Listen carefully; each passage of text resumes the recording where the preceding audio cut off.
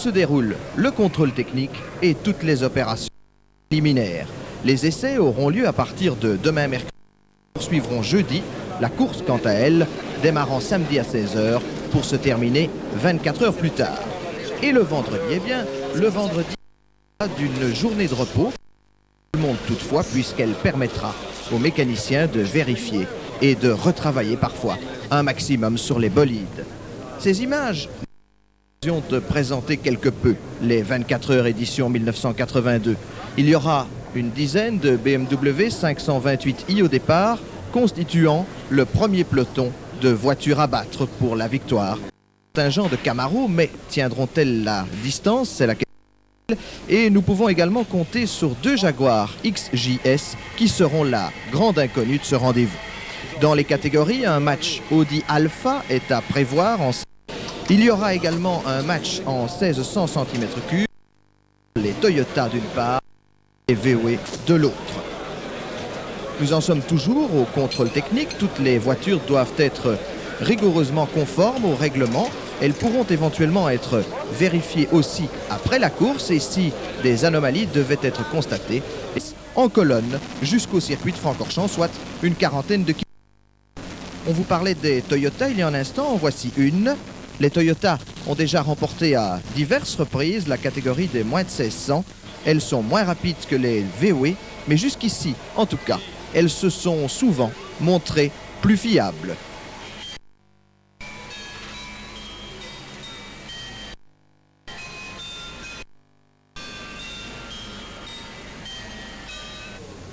La une Golf avec les Sirocco, ce seront les voitures à battre les plus rapides, les plus dangereuses dans la plus petite des divisions 1000 à 1600. Une Mazda, cette voiture, ou en tout cas le même genre de voiture, a remporté l'an dernier les 24 en 81 par Tom Walkinshaw et Pierre Dieudonné que nous retrouverons sur des Jaguars ce week-end.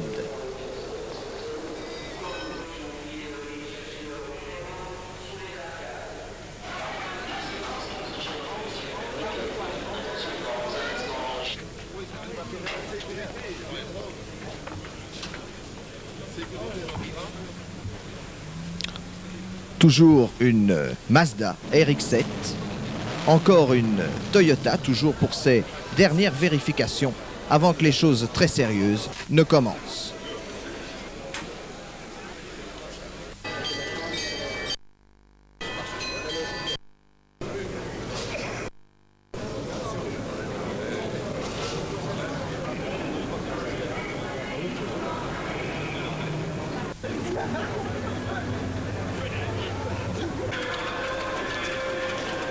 Toujours une Mazda, une VW Golf, vous l'aurez deviné, voilà encore une Alfetta, voiture à battre en 1600 à 2500.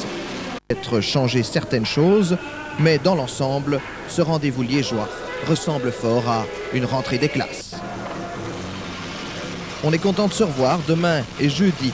Par contre, on sera content quand l'autre ne le sera plus.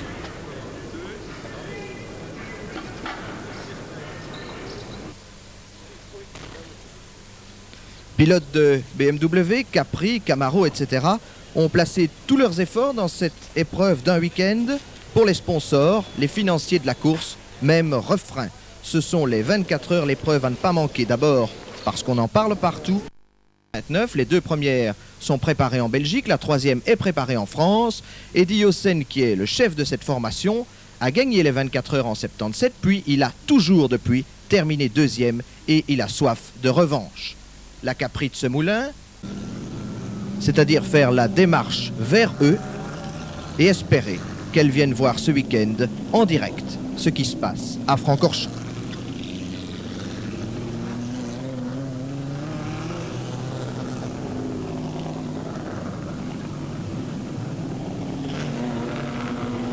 C'est la 3e fois que le nouveau circuit de Francorchamps accueille les 24 heures. Avant, c'était un circuit de 14 km qui a été réduit pratiquement de moitié pour d'évidentes raisons de sécurité. Des voitures, caravane publicitaire aussi. On sort de Liège et on arrivera très bientôt dans le vif du sujet.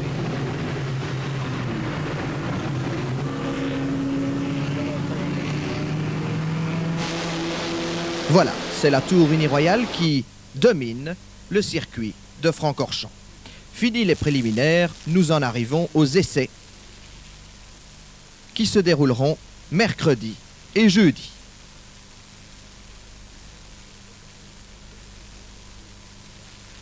Ce seront les essais qui seront déterminants pour l'attribution des places sur la grille de départ. À noter toutefois qu'en vue d'une épreuve de 24 heures, ces positions ne sont pas d'une importance capitale et les essais servent d'abord à mettre les voitures au point et à les régler dans l'esprit d'une course de longue haleine. Il ne servira strictement à rien de partir très vite, mais plutôt à point et avec une mécanique fiable.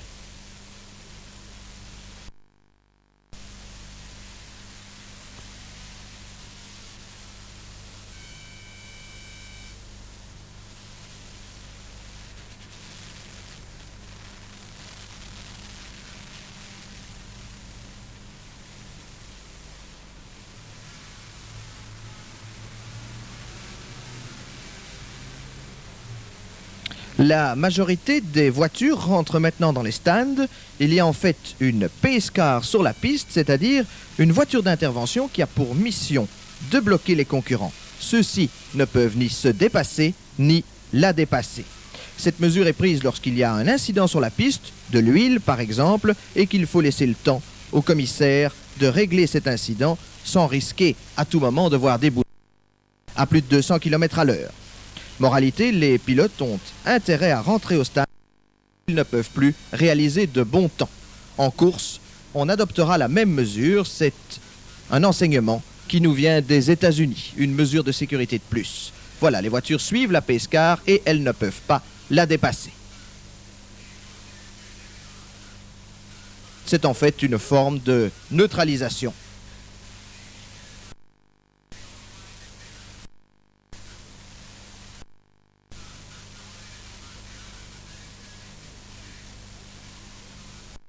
Nous sommes ici dans le stand de Juma, c'est-à-dire de Eddie Hossein, le grand favori du week-end, que nous allons apercevoir très bientôt. Eddie Hossein, petit homme barbu sympathique, vainqueur des 24 heures en 77, deuxième en 78, deuxième en 70, deuxième en 80, deuxième en 81, il en a ras-le-bol.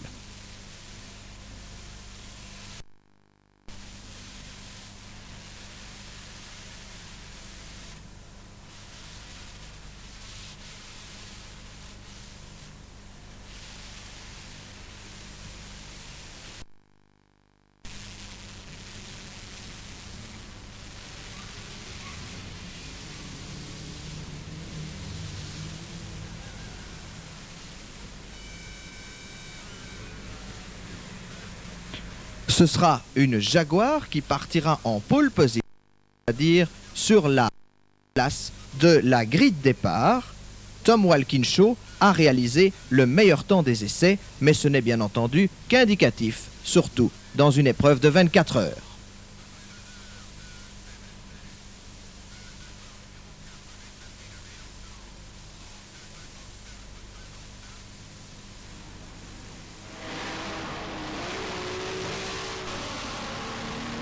Voilà la Mercedes, une toute nouvelle voiture. Voici Hans Heyer, le pilote allemand bien connu qui ne quitte pas son chapeau tyrolien un seul instant.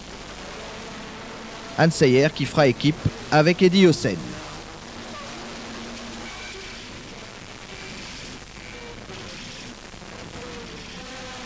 Voilà Shaw qui va réaliser la meilleure place des essais. Tom Walkinshaw qui a remporté les 24 heures, rappelons-le, en 1981 au volant d'une Mazda RX-7, voiture qu'il préparait également lui-même. Tom Walkinshaw se casque et va très bientôt réaliser le meilleur temps des essais.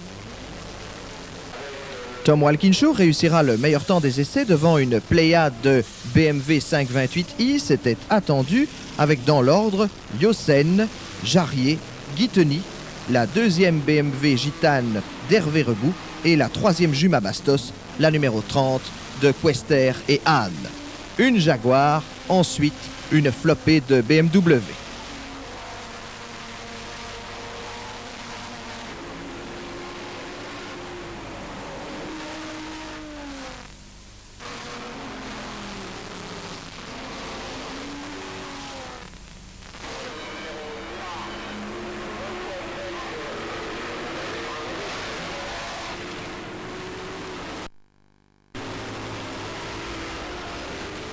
La question du moment, la Jaguar a été la plus rapide, mais combien de temps tiendra-t-elle?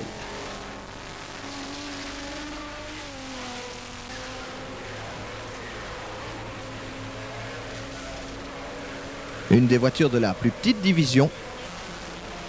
Gros travail pour les mécaniciens tout au long de ce week-end et voici ce qu'il y a à peu près de plus facile à faire. Le changement d'un pneumatique qui a éclaté. Le pilote a pu malgré tout rentrer au stand.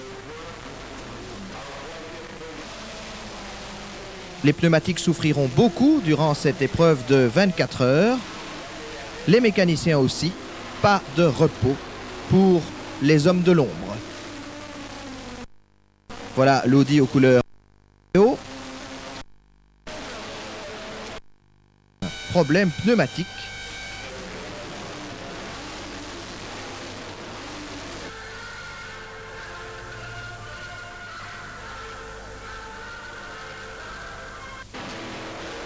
Fin d'une séance d'essai, il y en aura d'autres demain, mais les préparatifs pour les mécaniciens continuent.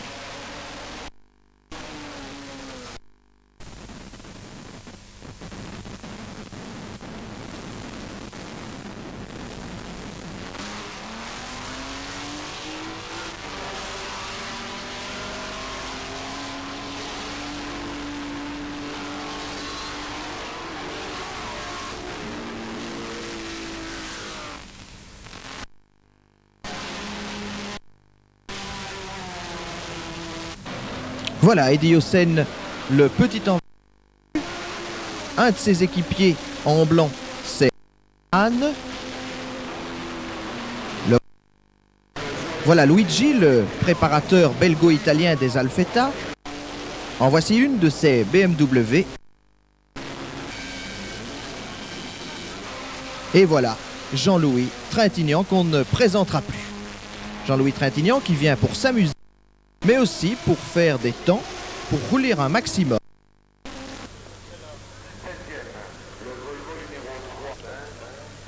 Fin des essais, nous passons d'un bond au samedi matin et voici le départ d'une course, pas celui des 24 heures, mais bien d'une course réservée aux ancêtres. Les voitures de la belle époque, comme on a coutume de les appeler, ne sont pas pilotées en bons pères de famille, mais bien par de vrais sportifs qui défendent crânement leur chance. C'est une épreuve en levée de rideau, bien sûr. Ils sont parfaitement entretenus, rigoureusement en état de marche, parfois nettement supérieurs à nos voitures de tous les jours. On y retrouve des Lister Jaguar, des Lotus 7, des monoplaces aussi, des Cooper, toutes des voitures qui ont d'antan réalisé des prouesses, et parfois à Francorchamps.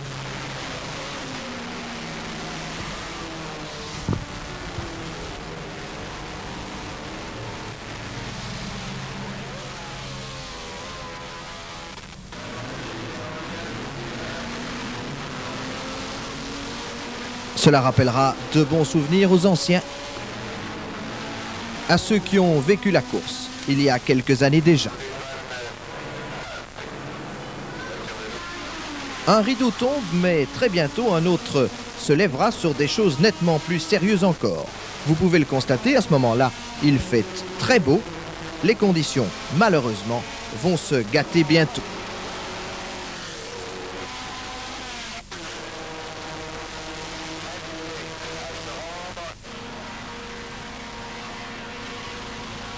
Très bientôt, un temps bien de chez nous viendra agrémenter le début de ces 24 heures.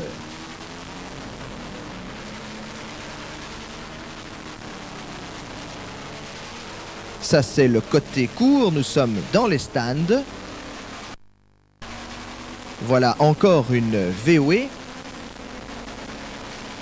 Une voiture engagée en 1000 à 1600 cm3. Pilotée par De Brakeler Marcy et Dominique Schwartz. Voilà l'Audi numéro 40 aux couleurs Belgian Video. Une VW aux couleurs de l'hebdomadaire L'événement, la voiture numéro 70, pilotée par Chapelle, Guyot et Prosnitz.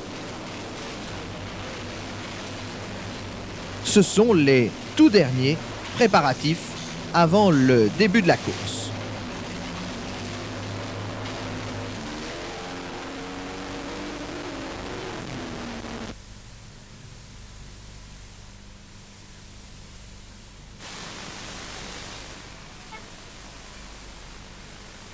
Et il n'y a pas que les grands qui s'amusent. Voilà, c'est le déluge. Francorchamps version Belgique, il pleut, nous sommes habitués à ce genre de situation. Et les milliers de spectateurs qui sont là n'ont plus qu'une chose à faire, s'abriter. On change les pneumatiques, bien entendu. Les pneus pour sol sec et pour sol humide ne sont pas les mêmes en compétition automobile. Voilà Plastic Bertrand qui se moque complètement du temps qu'il fait avec son protégé Pascal Whitmer.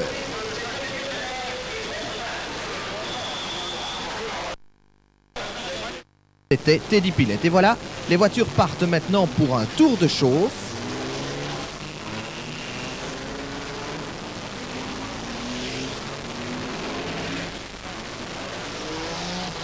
Tour de chauffe qui permettra aux pilotes de se rendre compte de la situation. Voilà encore une fois Plastic Bertrand, Pascal Whitmer, Luigi, le bien connu.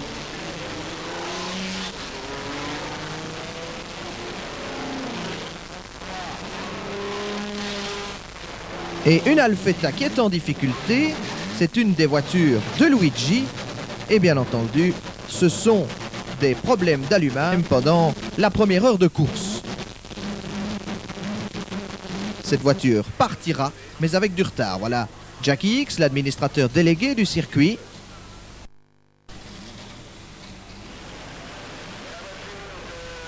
Et un nouveau départ derrière la voiture de direction de course. Une dizaine de minutes, les 24 heures auront enfin pris leur envol.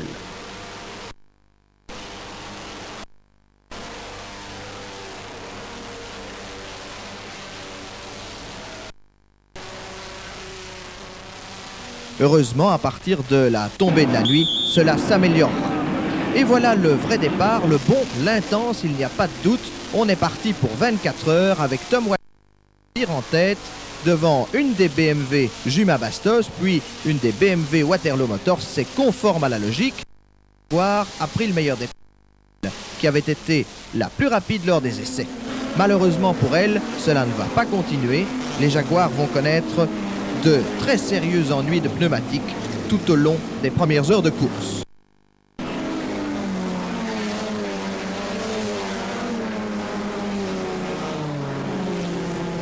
Tom Walkinshaw est parti en tête devant Eddie Howsen sur la BMW numéro 29. Cette voiture connaîtra des problèmes très vite et son abandon précoce interviendra d'ailleurs vers 17 h, soit seulement après 1 heure de course. Heureusement, Eddie Howsen pourra monter sur une autre voiture de son équipe et alors cela ira beaucoup mieux pour lui.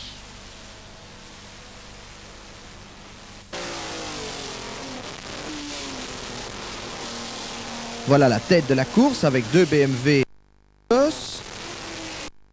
Tony devant Howsen. Encore des BMW, il y en a 5 ou 6 aux premières places. Voilà seulement que passe la Jaguar de Tom Walkinshaw qui, dans la pluie, perd beaucoup de terrain.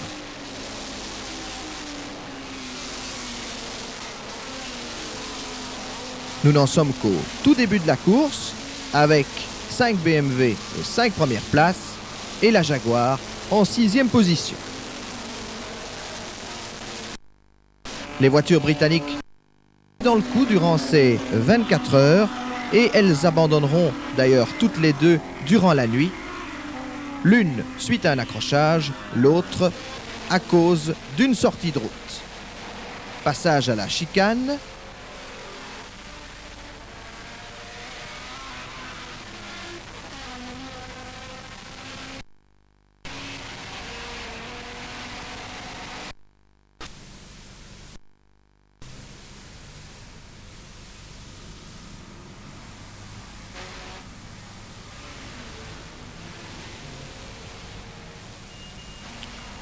Voilà l'une des deux Jaguars qui abandonnera plus tard,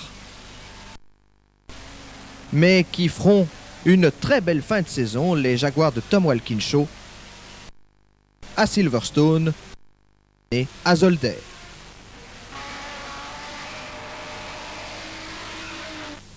Mais revenons à Francorchamps avec ce début de course qui sourit au BMW Les Allemandes n'allant d'ailleurs jamais perdre le commandement de cette épreuve.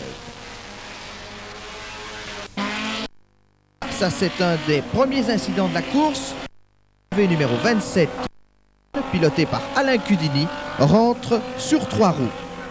Le moment sinistre, le voici donc pour cette voiture. Il va durer exactement 57 minutes.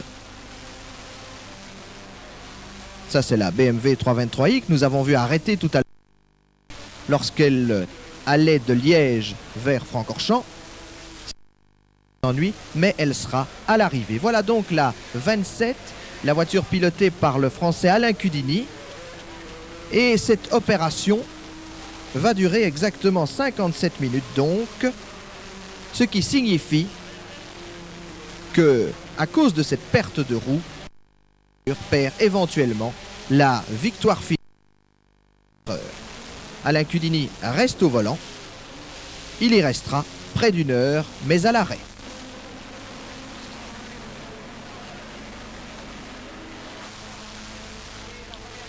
Après une heure de course, c'est Guitoni sur une des BMW Bastos qui mène le bal aquatique, si l'on peut dire, devant d'autres BMW, Tassin Jarrier, puis la Capri de Semoulin et l'extraordinaire Golf VW de Guy Pirenne. Guy Pirenne, en effet, a fait un festival en ce début de course, et même si sa voiture n'est pas l'une des plus puissantes du plateau, Guy Pirenne va venir se placer parmi les premiers. Guy Pirenne, en tout cas, va réaliser un festival en ce début d'épreuve, se permettant même d'aller chatouiller les BMW de tête.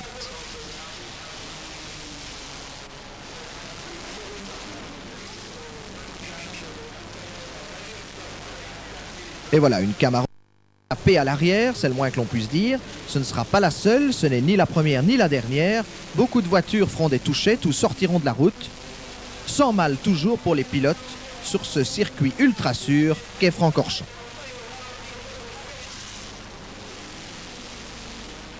Dans l'ensemble, toutefois, cela ne changera rien à la physionomie de la course, continuellement dominée par les BMW 528i. Voilà une Opel Monza.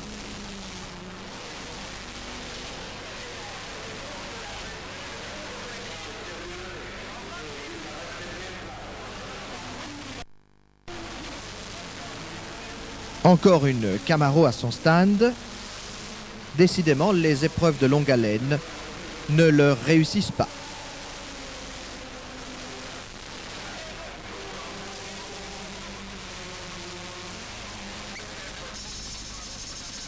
Une Jaguar à son stand, elles ont de très sérieux problèmes de pneumatiques. En changeant de marque, il y aura un mieux certain, mais cela ne leur permettra néanmoins jamais de jouer au lièvre. Il n'y aura donc pas un deuxième succès d'affilée, soit pour Pierre Dieudonné, soit pour Tom Walkinshaw. On essaiera différentes configurations de pneumatiques, différents types, mais ce ne sera jamais parfait sous la pluie.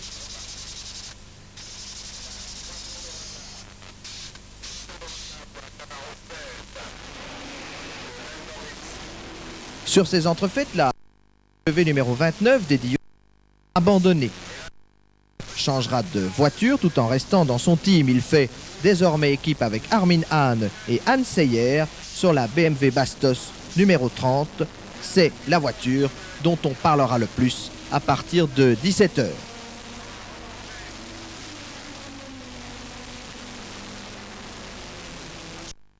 Quatrième heure de course, la voiture numéro 30 ne perdra plus jamais la première place.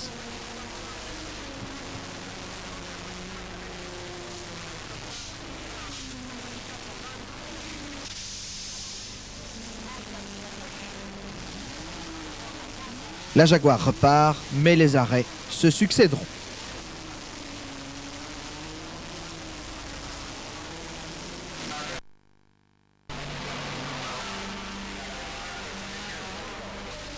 Voilà, Hervé Regout, il ne gagnera pas. C'est à ce niveau que les mécaniciens travaillent pour l'instant. Cela lui a fait perdre un petit peu de temps. Guy Pirenne, fautif dans cette aventure, en était vraiment désolé.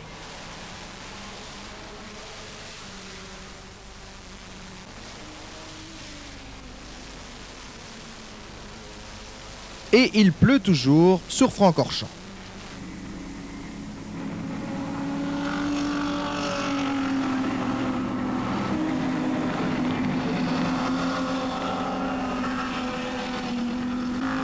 Une Audi, la 41 des Allemands Seikel et Novak, et voilà un tête à queue de la voiture numéro 69, piloté par Mayen Wansart et notre espoir de la Formule 3, Didier Thys. Devant nous, la Capri de Semoulin de Dreyfus, la 34, la seule non BMW qui aurait pu inquiéter les Allemands, mais elle renoncera tard dans la nuit.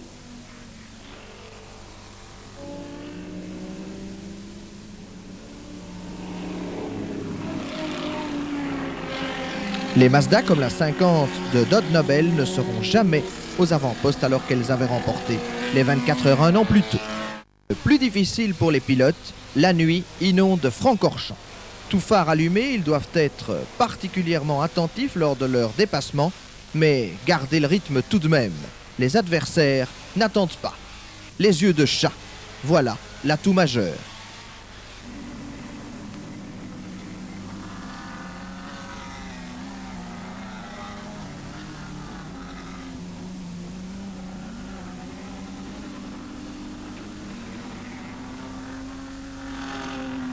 La BMW numéro 30 qui sera en tête pendant plus de 20 heures sur les 24 et qui remportera la course.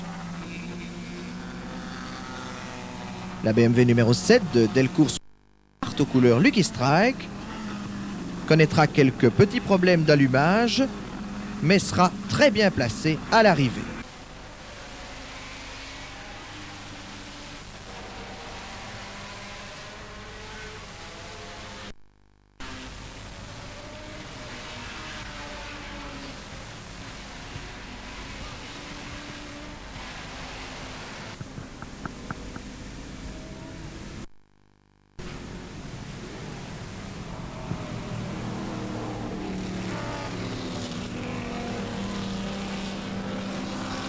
Les conditions climatiques vont aller en s'améliorant tout doucement.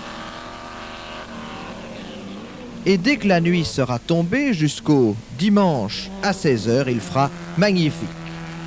Voilà la voiture 69, notamment conduite par Didier Thys, qui est l'un des 3 espoirs belges de la monoplace. Après Boutsen, absent ici, et Thierry Tassin, qui terminera deuxième des 24 heures.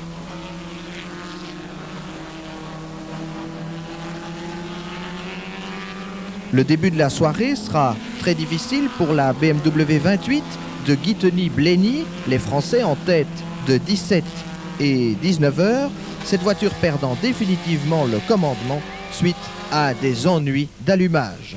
38 minutes l'écarteront d'une victoire éventuelle.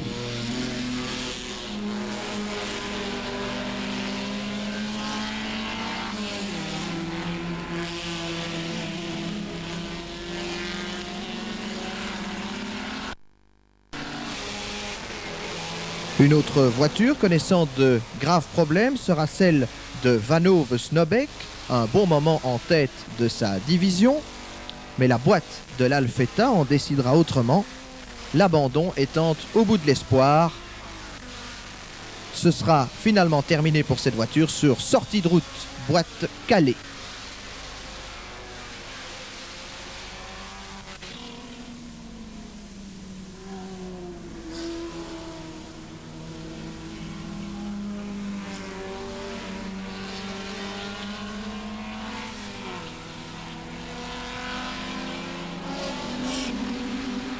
Cette fois-ci, la nuit est bien tombée et le classement à 22 heures a fortement évolué. La 30 de Yossen a les commandes de l'opération en main et à ce moment-là, elle compte déjà 3 tours d'avance sur la très bonne surprise du moment, la Capri de Semoulin de Drever-Evermech. Question, la mainmise allemande peut-elle avoir une faille? Un match Capri-BMW comme autrefois est-il encore possible?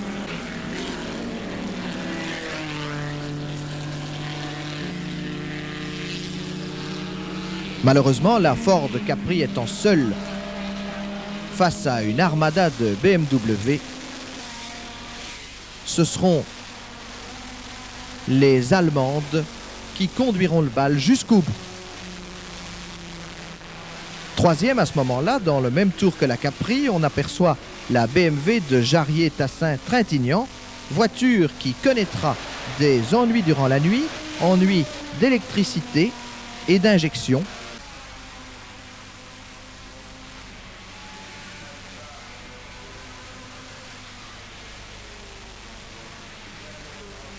Comme quoi la télévision a parfois des conséquences auxquelles on ne s'attend pas.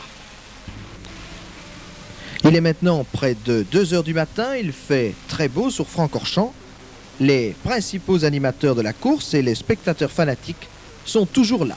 Ils ne sont pas très nombreux à avoir été dormir cette nuit.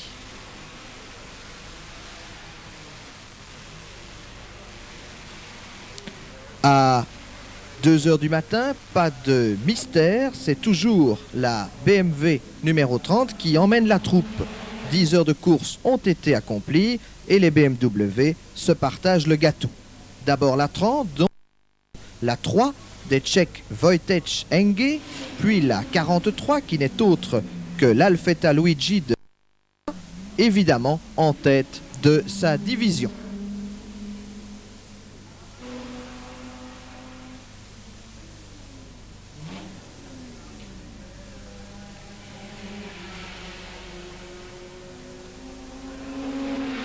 Arrêt de la BMW numéro 52, la seule 323i au départ, qui s'arrêtera souvent mais qui sera à l'arrivée.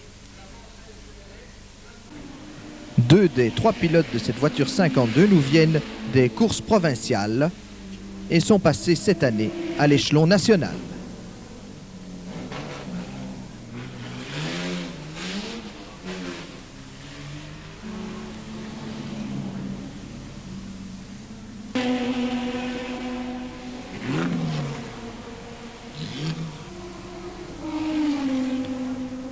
BMW numéro 28, celle de Gitni Blenny qui a connu quelques ennuis et qui en connaît encore. Voilà la voiture de Pillet Whitmer. Et la 40, l'Audi aux couleurs Belgian Vidéo, pilotée notamment par Francis Lacroix. Il était environ 1h30 quand ça vous est arrivé. C'est ça, oui. Vous étiez remonté à ce moment-là à la 9e place. Oui, exactement. On était 9e à 8 tours, je crois, ou 10 tours du premier. On était vraiment bien classé, c'est dommage. L'immobilisation ici sera de 3/4 d'heure à 1 heure environ. Oui, au plus vite, ce sera 3/4 d'heure et peut-être 1 heure ou plus, je ne sais pas. Enfin, ils font tout ce qu'ils peuvent pour remettre la voiture en état. Une remontée est encore possible. Quand on a 1 heure de retard, c'est difficile de revenir en bonne position. Normalement, il doit y avoir aussi un ressort et une plaque ici. Et ça est sorti, est allé se loger dans le quartier d'embrayage. Et alors c'était bloqué, on ne savait plus. Sortir les vitesses, voilà. Incident de course pour l'Opel Monza de Pascal Whitmer, victime d'un accrochage avec la Jaguar de Walkinshaw Nicholson, ce dernier étant au volant et allant très bientôt abandonner suite à cela. Frayeur dans les stands, mais cet incendie sera rapidement éteint. Problème pour la voiture 64 qui avait fait un si joli début de course. C'est la voiture de Guy Pirenne. Mais il y a un service de sécurité important, mis en place tant côté stand que côté piste. Il agit 24 heures sur 24 et tout sera vite rétabli. Voilà Pascal Whitmer qui explique le problème qu'il a connu il y a quelques minutes. Une Alfetta Luigi à l'arrêt.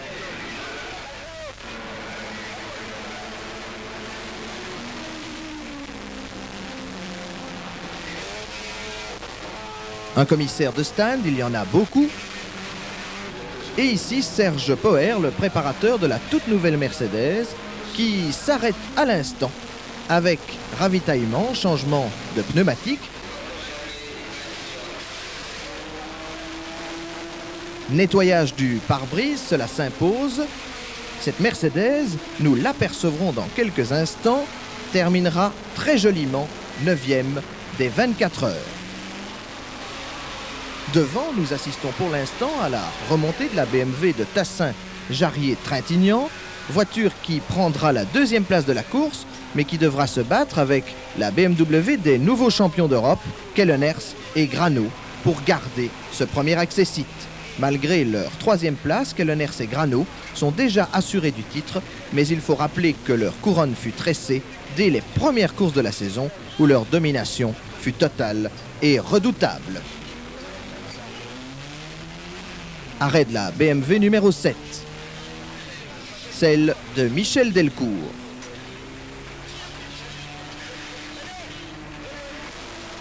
Ce n'est pas facile pour tout le monde apparemment. Voilà en tout cas le jour qui se lève sur Francorchamps endormi, sauf bien sûr du côté de la piste. Il est 7 h du matin, les heures les plus pénibles pour les mécaniques et pour les hommes s'annoncent.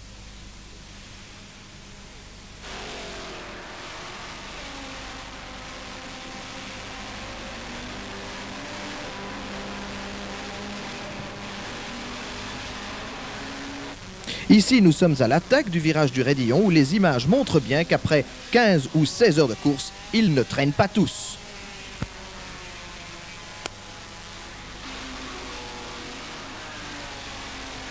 Voilà la BMW bleue des Tchèques.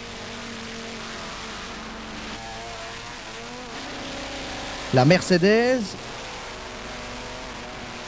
La Mercedes dont nous allons voir des images d'ici quelques instants, qui resteront dans les annales de ces 24 heures. Voilà la Mercedes numéro 22, toute à l'attaque, toute en dérive. Elle terminera la course à l'arraché.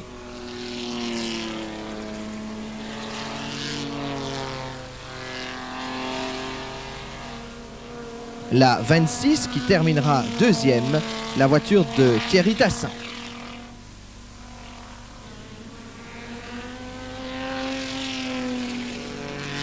Et encore, un passage super de la Mercedes.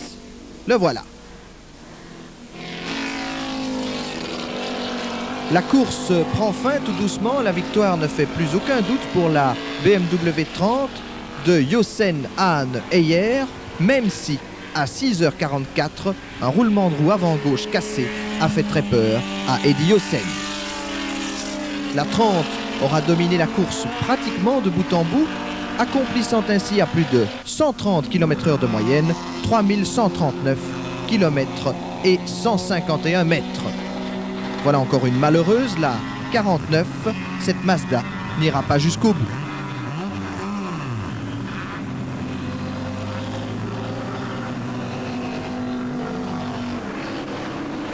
La Mercedes toujours, qui malheureusement manque un petit peu de puissance, puis la BMW numéro 30 des futurs vainqueurs. Pour Jochen, ce sera son deuxième succès après celui de 1977 et son 6e podium en 6 années. Faut le faire, surtout quand on sait que ce palmarès est consécutif de 77 à 82, autant de podiums pour Eddie Jochen.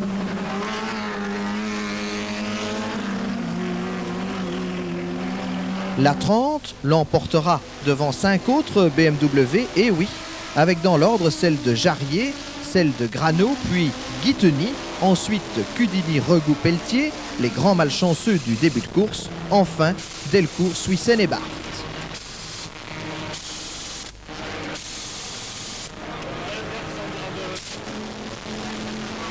Voilà Eddie Jochen que l'on commence à approcher de plus en plus. Le directeur de la course qui s'apprête à abaisser son drapeau. Cette fois, nous sommes bel et bien à 2 doigts de l'arrivée. Et voilà, cette fois, ça y est, victoire de la BMW numéro 30, de Hans Heyer, Armin Hahn et Eddie Jochen. Cette voiture termine sur les chapeaux de roue, la 30. C'est Armin Hahn qui est au volant. Toute l'équipe court vers le pilote. Hans Heyer, que l'on repousse un tout petit peu. C'est la joie dans le clan Bastos, c'est la joie dans le clan BMW. Voilà les Gitanes, dont l'une termine à la 2e place. C'est l'euphorie pour tous ceux qui terminent, car terminer à Francorchamps, c'est déjà pas mal. Voilà Eddie Hossein qui se dit « Ouf, enfin, je ne suis plus le poulie d'or de Francorchamps ». Et c'est le triomphe pour les 3 pilotes que l'on aperçoit. Voilà la Mercedes qui termine à une très belle 9e place pour sa première participation. Cette fois, c'est bel et bien fini pour ces 24 heures 1982 avec la cérémonie du podium que nous vivrons très bientôt pour les vainqueurs. Voilà les premiers du classement général. Eddie Hossein au centre. À gauche, Anne Seyer. À droite, Armin Hahn. Ils sont premiers et ils l'ont bien mérité. Eddie Hossein pratiquement caché sous ses fleurs. Il y a encore beaucoup de monde à Francorchamps pour saluer les vainqueurs et les premiers.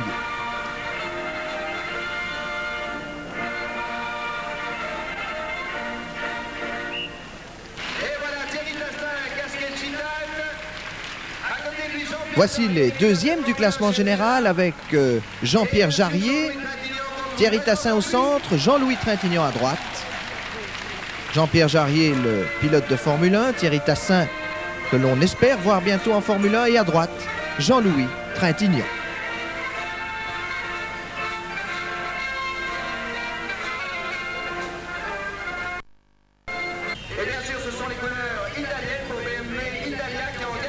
Et voilà, à gauche de l'image, le 3e classé, Helmut Kelleners, qui était associé à Umberto Grano.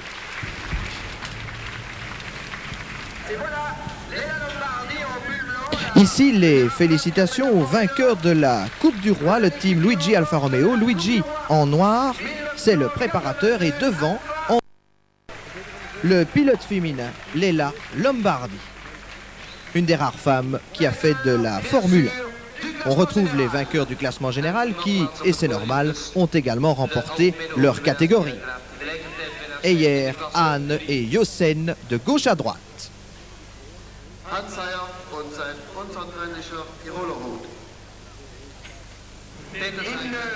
Puis ceux qui remportent la division 7 2005, les Allemands Seikel, Novak et Schorg, les pilotes de l'Audi 41.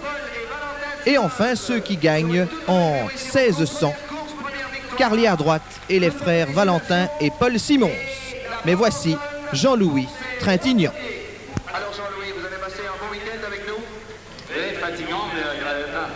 Oh, on entend un écho. C'est pas facile, hein? Pas facile, non. Le métier public, c'est pas évident, hein? Alors vous savez pourquoi on n'est pas premier? C'est parce qu'on avait une caméra de télévision dans la voiture et que cette caméra nous a produit des ratés pendant toute la nuit et on a mis très longtemps à comprendre que c'était la caméra. Donc on n'aurait peut-être pas été premiers parce que les premiers peut-être seraient allés plus fort. Mais nous on a perdu 5 tours à cause de cette caméra et c'est peut-être de ma faute parce qu'on a mis cette caméra parce que je suis comédien et peut-être quand je suis là on met une caméra et c'est peut-être de ma faute. Je crois pas. Bravo Jean-Louis Trintignant, vous êtes quand même content de cette 2e place, c'est un magnifique résultat pour vous. Merveilleux.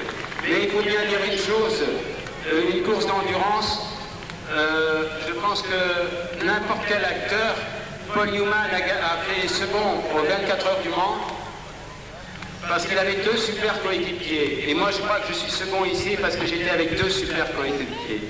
Enfin vous avez quand même beaucoup roulé, vous avez aligné le temps tout à fait correct, il faut le reconnaître. Oui, ça vous fait plaisir quand même. Ah oui, j'avais tellement peur de mal faire. Je suis content, mais... Et vous allez revenir aux 24 heures de Francorchamps? L'année prochaine, oui. Et rendez-vous dans un an. Merci Jean-Louis.